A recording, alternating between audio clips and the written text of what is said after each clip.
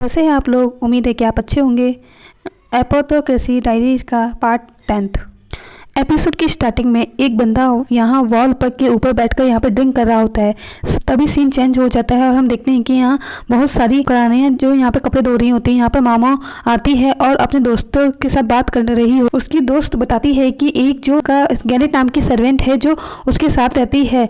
क्या तुम्हें पता है कि वह लीसू की फूड में जो पॉइजन है नहीं दिया था। मामा कहती है नहीं, मुझे नहीं पता है क्योंकि मुझे लगता नहीं है कि उसने ही दिया है। यहाँ पर उसकी दोस्त कहती है कि वो जो है आदुओं वो भी वहाँ सर्व करती हैं। यहाँ पर जो सभी 4 रानियां हैं उनको टाइटल मिला हुआ है, बट सबसे जो यंगेस्ट वाली है वो लीसू है। आज जो होती है वो 35 साल की और उसको जो है एक लड़का हुआ था, बट वो लड़का जो है वो होने के बाद ही वहीं मर गया था। इसी वजह से यहाँ पर लीसू को मौका मिला यहाँ पर एक और रानी बनाने का। यहाँ पर सोचने लग जाती है। माओ ने यहाँ पर जितनी भी रानियां हैं उन सभी को बच्चा एक बार तो मर ही गया है। कोको बानो को देखते हुए उसका लड़का अभी तक जिंदा है, बट ये है कि कब तक रहेगा इसकी कोई गारंटी नहीं है। यहाँ पर लेडी गायक जो हैं वह कितनी खुश हैं और कब तक खुश रहेंगी। जो अगर कोई फूल होता है, अगर फूल के बाद उसे परे फल भी लगते हैं तो वह ऐसी जगह पर लगता है जहाँ पर कोई उसे खा नहीं सकता है। फिर उस फूल का क्या काम है, फिर उस फल का क्या काम है। इन्हीं सब बातों से मामा जो होती है वह सोचने लग जाती है कि फिर हम देखते हैं कि मामा जो होती है वह अपने दोस्त को यहाँ पर खाने के लिए स्नैक्स देती है और कहती है कि जब टी पार्टी हुई थी उसके बाद यह बचा हुआ था। वो उसे लेकर बहुत ही ज़्यादा खुश हो जाती है। हम देखते हैं कि अगले सीन में वह जो है यहाँ पर रानी के महल में अंदर आती है और जहाँ पर सभी नौकरानियाँ काम कर रही होती हैं। मामा भी हेल्प। मामा कहती है कि तुम लोग यहाँ सब काम क्यों कर रहे हो। यहाँ पर बताती हैं कि अभी यहाँ पर टी पार्टी होने वाली है जिसमें हाई रैंक की कुक बानो आएंगी और हाई रैंक का मतलब यही है कि गायों की जो हैं यहाँ पर लीसू से मिलने के लिए आई हुई हैं। यहाँ पर लीसू जो है उनसे मिलने के लिए आती है और लीसू कहती है थैंक यू, आपने मुझे यहाँ पर बुलाया। फिर हम देखते हैं कि वह दोनों यहाँ पर बैठकर बातें करने लग जाती हैं। माँ सोचती है कि पता नहीं ये किस तरह का डिस्कशन चल रहा है। सभी लड़कियाँ जो हैं बहुत ही डिसिप्लिन में आ चुकी थी। जब तक सारी यहाँ पर लड़कियाँ ही हैं लगता है कि यह जो बात करने वाले हैं, जब तक सारी यहाँ पर लड़कियाँ हैं लगता है कि यह जो बात करने वाली हैं वह कोई पॉलिटिक्स कन्वर्सेशन है, यानी जो है यहाँ पर नेताओं वाली बात होने वाली है। हम देखते हैं कि यहाँ पर जो हमारी गाँव की होती है वह इस बात को करने को बहुत ही अच्छी होती है और साथ ही वह अपनी सभी इन्फॉर्मेशन यहाँ पर पेपर में लिखती है और सभी के साथ शेयर करती है। सभी इन्फॉर्मेशन रिटन फॉर्म में वह रखती है। हम देखते हैं कि मामा जो है उस नौकरानी को देखती है कि टेस्ट वह गार्डन पार्टी में वह उसे देखकर घबरा जाती है। मामा सोचने लग जाती है कि इसको अभी तक किसी ने पनिशमेंट नहीं दी है। यहाँ पर वह जो है अजीब सा चेहरा बनाती है। मामा वह सोचती है कि मैं इसको पनिशमेंट थोड़ी ही देने वाली हूँ। जो यहाँ पर लीसू के पीछे नौकरानियाँ होती हैं वह उसके ऊपर ध्यान नहीं दे रही होती हैं।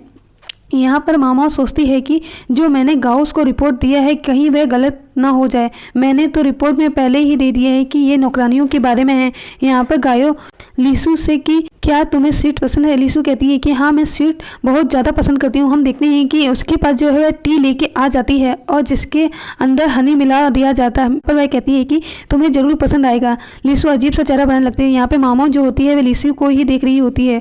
उसे लगता है कि यहाँ पर वह हनी को भी खाने वाली नहीं है। हम देखते हैं कि यहाँ पर वह कुछ बोलती नहीं है। फिर यह दोनों पीछे बात करने लग जाती है। नौकरानियाँ आपस में यही सब सुन रही होती हैं। यहाँ पर लीसू जो है वह दबी दबी सी फील कर रही होती है। यहाँ पर हम देखते हैं कि मामो जो होती है वह अपना चाय पी लेती है और यहाँ पर कुकू पानू जो होती है वह बोलने लग जाती है कि मुझे लगता है कि तुम्हें इसको थोड़ा सा और बॉईल करना चाहिए, यानी चाय को थोड़ा सा और उबाल लेना चाहिए। यहाँ पर लीसू कहती है कि हाँ ये अच्छा रहेगा। मामा सोचती है कि नौकरानियां जो हैं वह लीसू को बार बार बुली करती हैं। लीसू बोल ही नहीं पाती। तभी हम देखते हैं कि अगले सीन में यहाँ पर नौकरानी माओ को बाहर कर देती हैं और कहती हैं कि तुम जाके थोड़ा सा आराम करो, हम जो है अंदर क्लीन कर देंगे। मामा सोचती है कि मैं भी क्लीनिंग कर सकती हूँ, तुम्हें नहीं पता है। फिर हम देखते हैं कि यहाँ पर जिनसी आया होता है। जिनसी कहता है क्या बात हो रही है, कू और लीसू के बीच में जो टी पार्टी है वह सही चल रही है क्या, ना कोई इन्फॉर्मेशन या नहीं दूंगी। यहाँ पर वह कहती है इसके बारे में तुम्हें खुद ही पता करना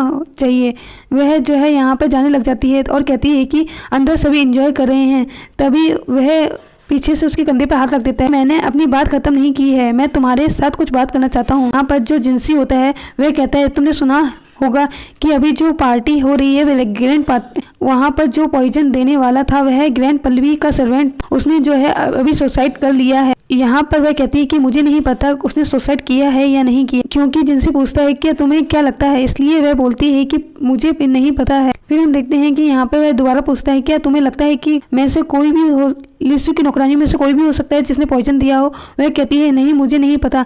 यहाँ पर वह जिनसी कहता है कि मुझे जो है यहाँ पे गार्नेट पैलेस के बारे में कुछ जानकारी लेनी है, चलो मेरे साथ। अब यहाँ पर वह उसे मना नहीं कर सकती है तो वह चली जाती है। अगले सीन में हम देखते हैं कि वह यहाँ पे आओ दुआओ के महल में आई होती है और मामो जो होती है चारों तरफ नोटिस करती है कि यहाँ पे बहुत ही अच्छा महल दिख रहा होता है, पॉलिश भी किया होता है। यहाँ पर एक लड़की आती है जो कि लेडी होती है और यहाँ सर्वेंट, यहाँ पर वह कहती है कि सोच सही होती है कि मामो अभी तक मुझे मास्टर जिनसी ने कुछ कहा नहीं है, क्या पता लगाना है। तभी हम देखते हैं कि आदू वो यहाँ पर आती है और जो लेडी होती है उसका नाम फैंग मिंग होता है। वह पूछती है कि यह लोग कहाँ पर यहाँ पर क्या करने आए हैं। फैंग मिंग कहती है कि आदुओं में यह लोग क्लीनिंग करने के लिए यहाँ पर आए हैं। आदू कहती है कि तुम लोगों का सभी को थैंक यू। हम देखते हैं कि यहाँ पे मामा सोचते हैं कि आदू वो बहुत ही अच्छी लग रही है, वो दिखने में बहुत ही ज़्यादा अट्रैक्टिव है और वह अभी ढंग से कपड़े पहन ले तो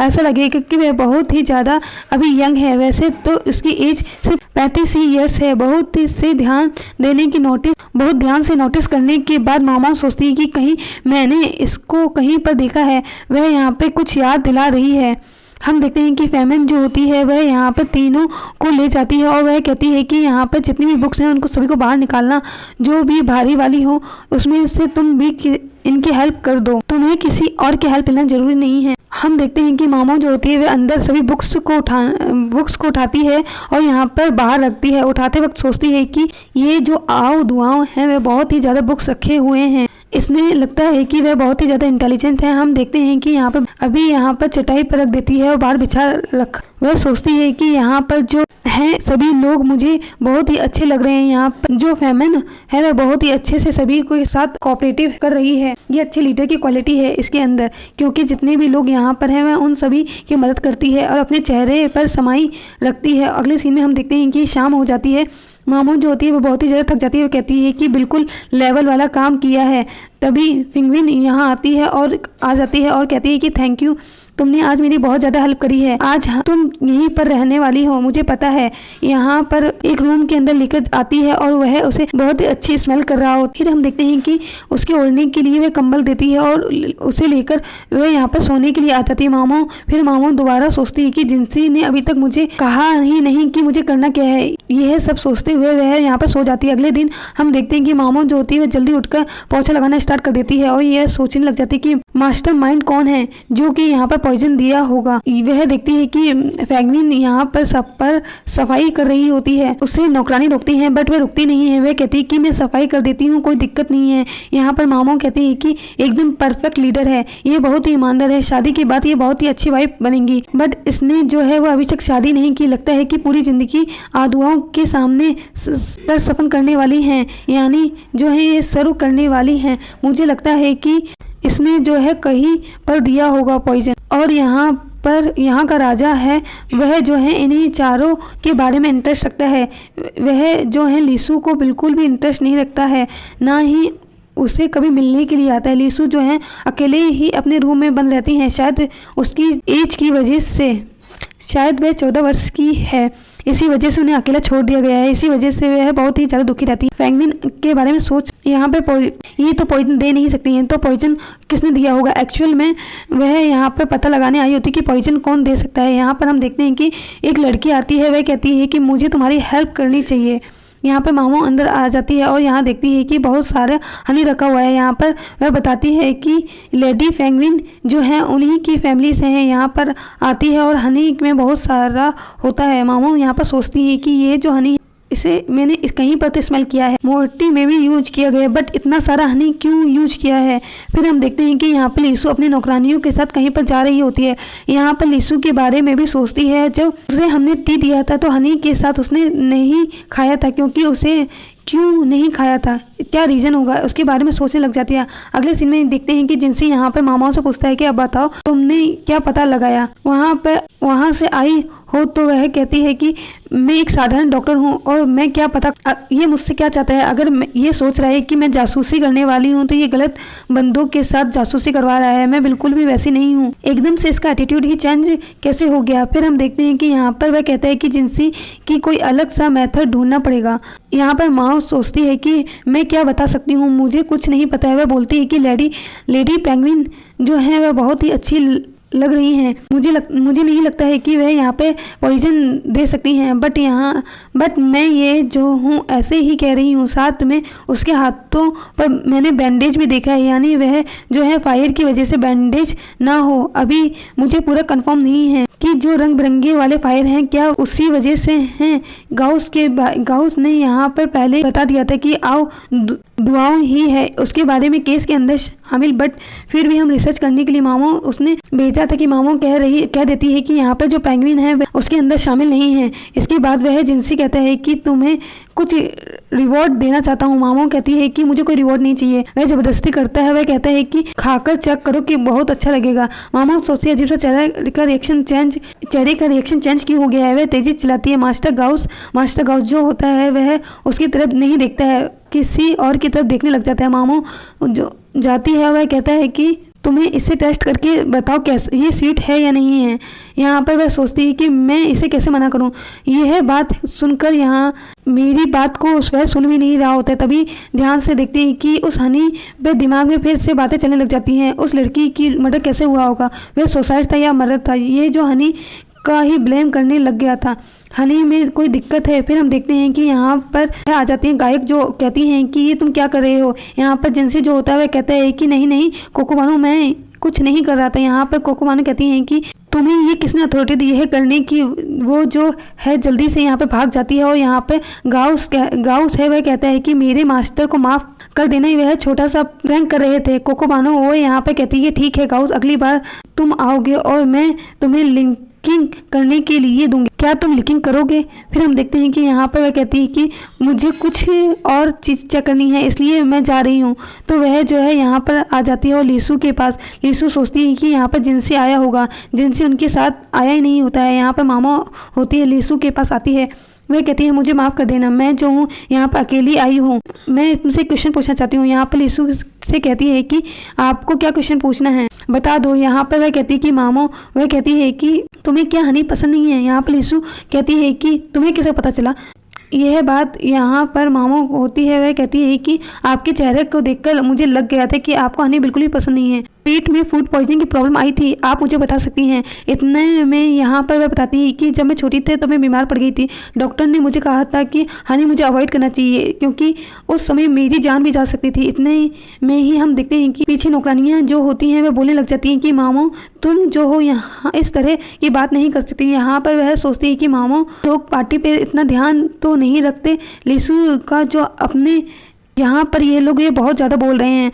अब हम देखते हैं कि यहाँ जैसे ही इन्होंने ही उसको चला रही हो, बच्चों बोली लीसू पता ही नहीं है कि उसके साथ ये क्या ट्रिक खेली जा रही है। यहाँ पे मामो कहती है कि मैं यहाँ पे किसी के ऑर्डर से आई, ऑब्जेक्शन है तो तुम वहाँ से जाके बात कर सकती हूँ। लड़कियाँ एकदम से चेंज हो जाती हैं और कहती है कि मास्टर जिनसी ने भेजा है। यहाँ पर वह सोचती है कि लड़कियाँ इतनी जल्दी कैसे चेंज हो सकती हैं। यहाँ पर मामो जो दूसरा क्वेश्चन पूछने लग जाती है कि क्या आपका फैमिली रिलेशन कोई फैमिली लेडी फैंगमिंग्स के साथ है। यहाँ पे लीसू जो है एकदम से चौंक जाती है। बट यहाँ पर सीन चेंज होता है और शाम को हम देखते हैं कि गाउसू और माओ दोनों ही जा रहे होते हैं। रास्ते में मामो कहती है कि मुझे जो है ये भी जन्नत है कि यहाँ पर यह कंट्री है, इसके बारे में इसका पास्ट क्या क्या हुआ होगा, क्या तुम मुझे बता सकती हो। वह कहती है कि मैं वह कहता है कि लाइब्रेरी में बुक्स रखी हुई हैं, मैं वह आपके लिए लेकर आता हूँ। लाइब्रेरी में वह चला जाता है। वह सोचती है कि मामो जो है वह बहुत ही ज़्यादा इंटेलिजेंट है, वह भी 17 साल की है। अगले सीन में हम देखते हैं मामो जो होती है वह इन बुक्स को पढ़ना स्टार्ट करती है और जहाँ पे यह पता चलता है कि यह जो है प्रिंसेस हैं और प्रिंस हैं वह उनके जो भाई थे वह पहले प्रिंस हुए थे। जहाँ पर आदू ने एक बच्चे को जन्म दिया था, वह बच्चा जो है मर गया था उनका जन्म होते ही। बाद में उसने जो है एक लड़की को जन्म दिया था जो अब लीसू हैं और उस समय वह जो राजा थे वह अभी तक जिंदा नहीं बचे हैं। बस आदू वही उस समय की हैं अभी तक जो जिंदा बची हुई हैं। हम देखते हैं कि यहाँ पर वह बुक एक और चीज़ को वह उस बुक में एक और चीज़ नोटिस करती है कि यहाँ पर वह सोचती है कि सभी प्रिंसेस हैं, उन सभी बच्चों की मौत हो गई थी, बट यहाँ पर एक बंदा आया था जिसने जो है सारी जड़ी बूटियाँ को बहुत सारी जड़ी बूटियाँ लाया था। और बंदा जो है वह बहुत ही ज़्यादा अधेड़ उम्र का था, उसकी उम्र जो है वह बहुत ही ज़्यादा थी, वह सही से चल नहीं पाता था। यहाँ पर उन सभी चीज़ों को नोटिस करने के बाद वह सोचती है कि ये मेरे फादर तो नहीं हैं, बट मेरे फादर तो इस जगह क्या करेंगे। वह आकर वह सोचने लग जाती है, उसे जो है डैड के ऊपर ही शक होने लग जाता है। उसके डैड जो होते हैं वह यहाँ पर क्या कर रहे होंगे पुराने ज़माने में क्या वो यहाँ पर आ चुके होंगे, ये देखेंगे हम अगले एपिसोड में। लाइक करें, सब्सक्राइब करें एंड दोस्तों के साथ शेयर करें। फिर मिलेंगे, टिल देन बाय बाय।